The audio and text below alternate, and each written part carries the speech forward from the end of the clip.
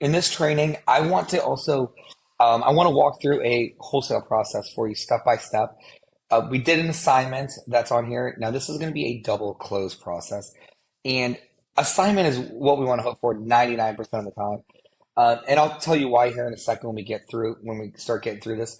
But at the end of the day, they're both viable ways of doing it. Not one way has its advantages, another way has its advantage. No big deal, right? They're both strategies, and that's what we're here to do. Here to learn as much as we can so we know what strategy to implement.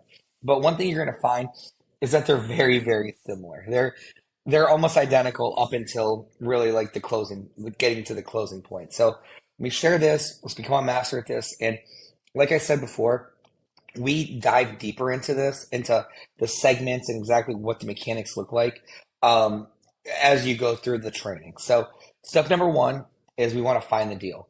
Mailers, postcards, whatever that looks like, calls, SMS, blasting, internet, social media, pay per click, whatever the strategy is.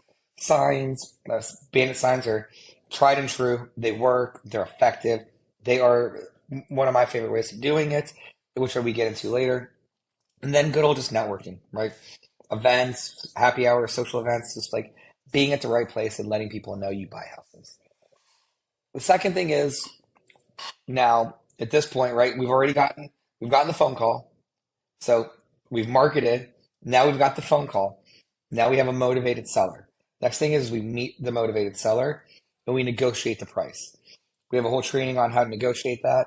I'm not going to go into that right now. Watch that training, but I getting kind of want to say high level on this. We negotiate with the seller, and then we come up with a price that everybody's happy with. Once we do that, then we put the home under contract.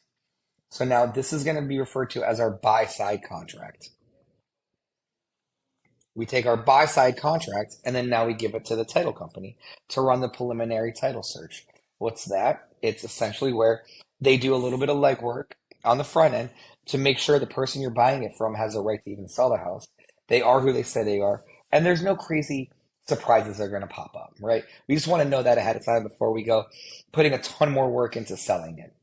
So have the title company do that preliminary search. Step number five is we need to find a buyer. And we do that the exact same way we find sellers.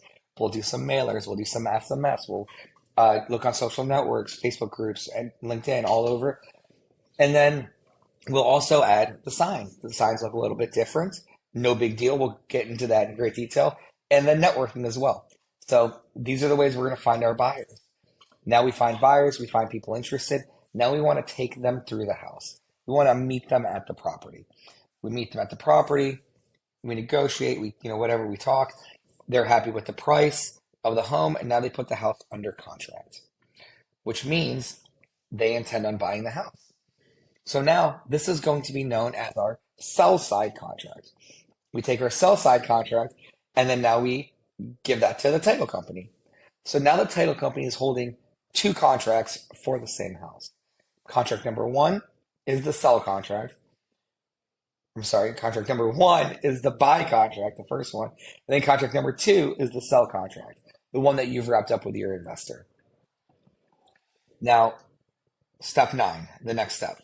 The title company coordinates with both the seller and the buyer about when to close, when and where they're going to close, and the locations. Now, this is very important. This is where you are the intermediary of this transaction, because before your end buyer can buy it, you have to buy it. And we'll get into that here in just a second. So the title company coordinates with everybody, make sure they have all the information they need. The next step is the first closing. Closing number one.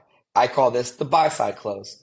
It's where the seller, title company, and you show up to closing so you can buy the property.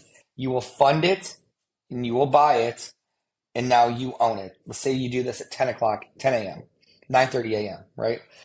And then a half hour after you buy it, closing number two happens.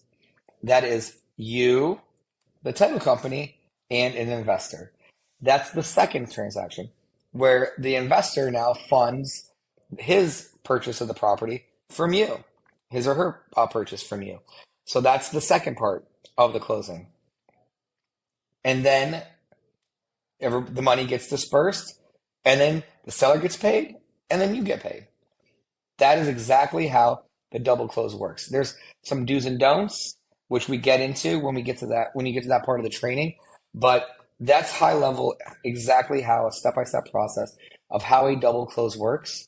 And like I said, we'll get into greater detail on the trainings about pros and cons and do's and don'ts.